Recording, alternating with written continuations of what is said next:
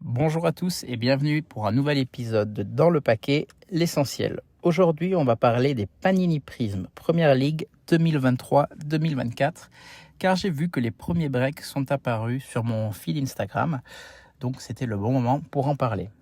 Alors, est-ce que vous allez voir beaucoup de breaks de ce produit en France ? Je ne pense pas, car comme je vous ai déjà expliqué dans ma dernière vidéo, interview avec Mehdi, pour Panini America, c'est compliqué de se procurer des produits pour les breakers.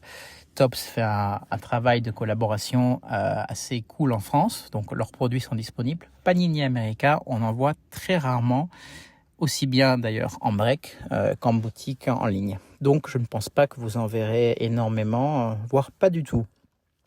Dans tous les cas, si vous suivez un peu l'actualité du hobby, vous savez que c'est un set qui n'est pas forcément super, alors je veux pas dire super apprécié, mais voilà, et ça, quand ça sort, ça n'a pas une cote de popularité aussi grande que d'autres sets de Panini.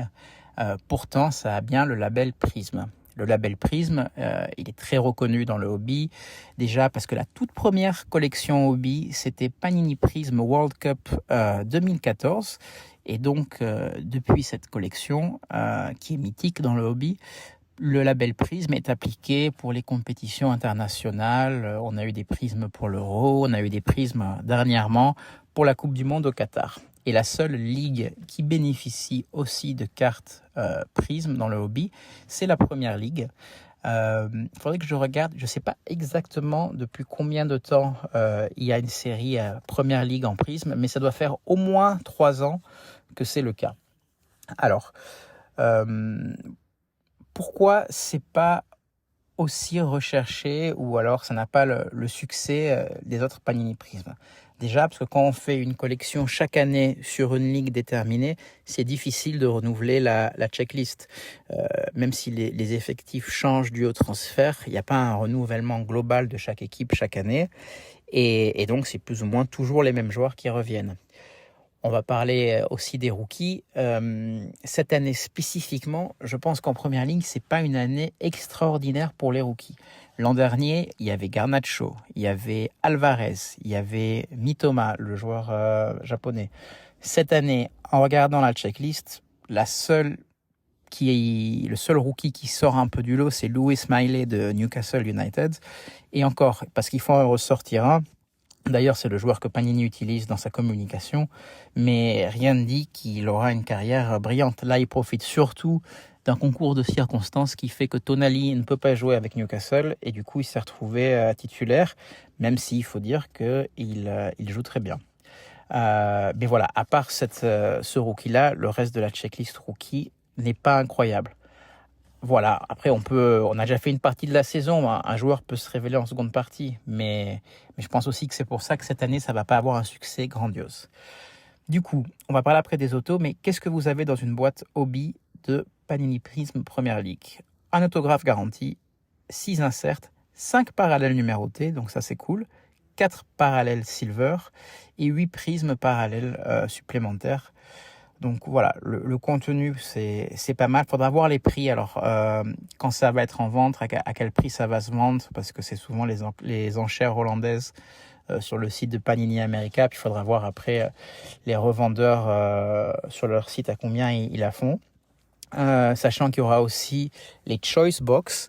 Donc là, c'est des boîtes avec peu de cartes, mais qui coûtent plus cher et avec des hits garantis.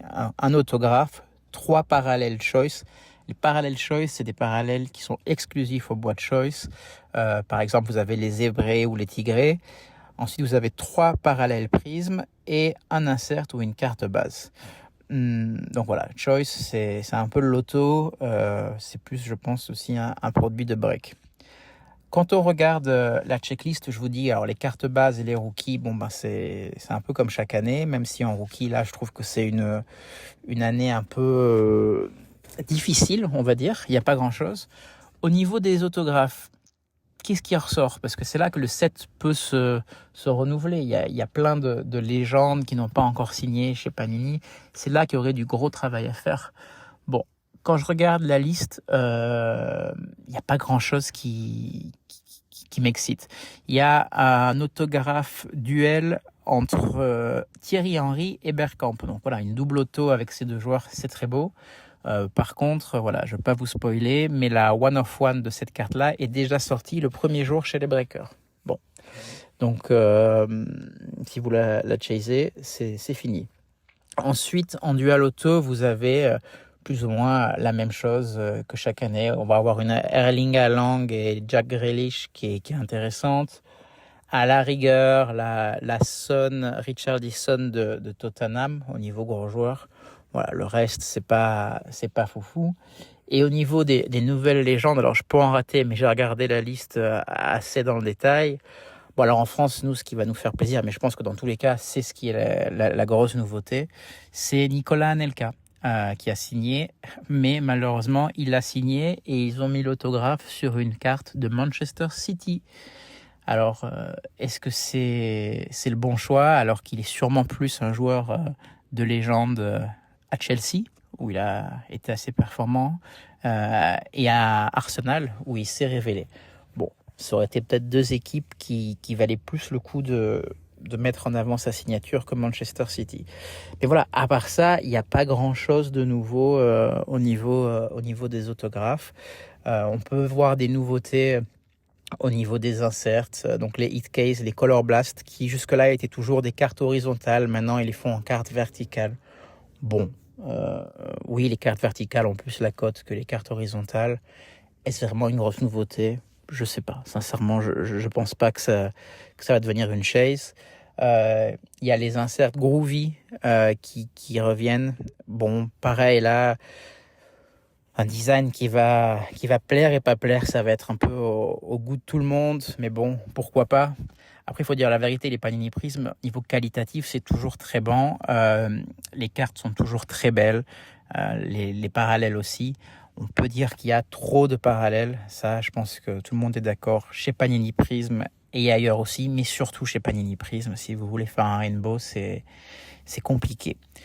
Donc voilà, le résultat de tout ça, c'est que d'un côté, si vous aimez la Première Ligue, bon ben c'est un set qui est fait pour vous.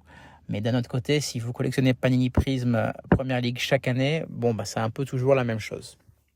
Voilà, c'est cool, la Première Ligue, c'est la ligue la plus médiatique du monde. Du coup, ils reçoivent beaucoup de sets et beaucoup d'amour de Panini America.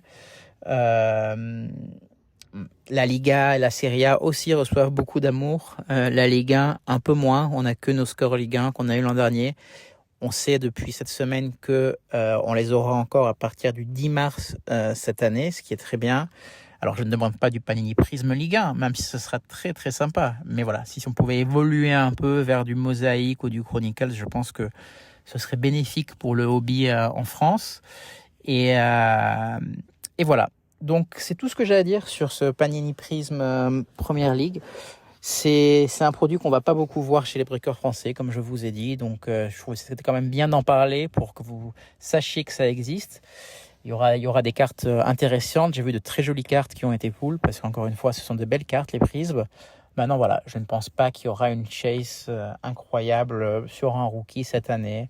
Je pense même que Louis Smiley, sa cote descendra un peu, surtout si Newcastle ne se qualifie pas pour la Ligue des Champions, ce qui semble être le cas. Ils sont dans la course l'Europe, mais la Ligue des Champions, ça va être compliqué. Donc, s'il ne part pas de Newcastle United, ce que je ne pense pas arrivera, je pense que sa cote baissera dans pas longtemps. Donc voilà, c'est tout pour moi aujourd'hui. Il y aura peut-être des news très bientôt et on se retrouve surtout la semaine prochaine pour un nouvel épisode dans le paquet avec Thierry et Robin où on va parler de Panini Score Ligue 1. À ne pas rater. Allez, à bientôt.